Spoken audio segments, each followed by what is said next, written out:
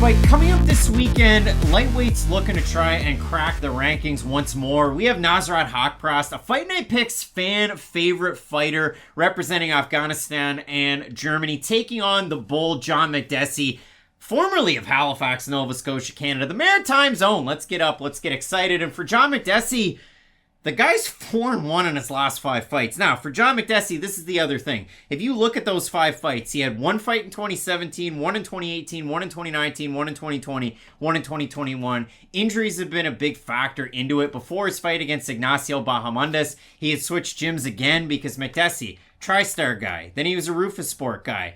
Then he had the injury. He went down to the MMA lab. I listened to that interview from James Lynch that soured my memory, but Makdessi was like, yeah, I just had a major ACL injury and surgery, so I don't know about this fight. And then he goes out and fights Ignacio Bahamondes, and it says split decision on his record.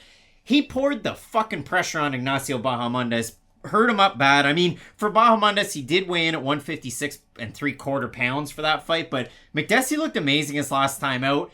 And that fight was a year and many months ago. And I threw it up there, and I will throw the tweet up there right now. There was a Twitter profile at MMA Injury. It's Kevin Nicholson. Hamstring avulsion injury and surgery. So that's the injury this time out for John Makdessi. This fight was actually originally scheduled for February of this year, but both guys out due to some injuries. For Nasrat Haqparast, left hand injury after his fight against Bobby Green. Had to get surgery on that one. But I said this about Jourdain earlier on in the show, and I'm going to say it about Nasrat Haqparast as well. When the guy came into the UFC, it was 4-1. He looked amazing. He was knocking everybody down in his fights, down or out. He's 5-4 in the UFC. Did you ever see that for Nasrat Haqparast? No, and I'm really glad that you handed this off to me in this way, because here's the thing. Nasrat Haqparast is almost about to become the Dante Exum of, my mind in the UFC. I thought old Dante Exum was going to be sick. Thought he was going to win MVPs, all NBAs. I thought Dante Exum was the man.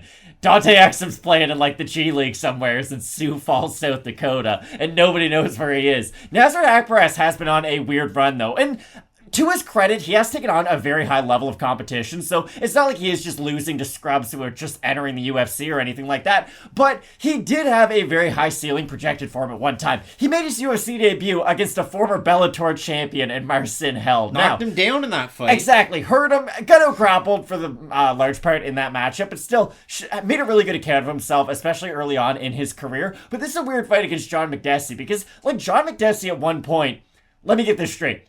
Cowboy Cerrone knocked him out and then fought for a title. They didn't fight a title eliminator, but still, Cowboy had won 7 straight fights and then knocked out John Makdessi with a head kick. So Makdessi at one point was considered a real player in this division. A lot of people probably remember him for that knockout loss to Lando Venata, too. Lando hit him with one of the greatest spinning back kicks of all time. Do they remember his fight of the night, which was an absolute barn burner against Ross Pearson? They do not. Now, that was a really fun fight, too. But that's the thing about John Makdessi. He's a very boxing-heavy fighter who does throw a lot of leg kicks. He holds his stance in a very sort of stiff way, even though I wouldn't say he's a stiff fighter whatsoever, because he does like to spam a lot of spinning back fist a la Merab Dvalishvili, especially earlier on in his career. But for Makdessi, the technique does land quite a bit. It's just one of those things where it's kind of a bad thing if it lands early in a fight, Because if it lands early, he's going to try to go back to that well over and over again. And those are the type of techniques that Nasrat Haqparast and his boxing style can definitely counter and land his own power shots off of. I just feel like Haqparast is sort of 6 years ago's John Makdessi. He still has some of the promise. He still has a lot of the skills.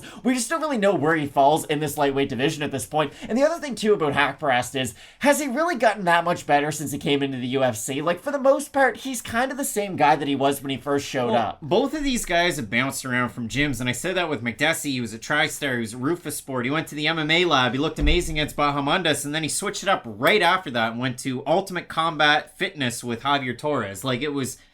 So he's been at Ultimate Combat Fitness for what seems like a year or more now down in the States. For Haqparast, same thing. He came out of Germany, then he was at TriStar, then he was at Kings. He's been all over the place. And if you do look at it for Haqparast, he's a southpaw that throws a lot of volume. You'd think that would have worked great in his last fight against Bobby Green. How bad was his hand before that fight going into it? Obviously ended up getting surgery. Lost that fight. All 3 judges scored at 30-27. Got out volumed 188-76. And of Haqparast 76 strikes that landed, he threw at a 39% clip.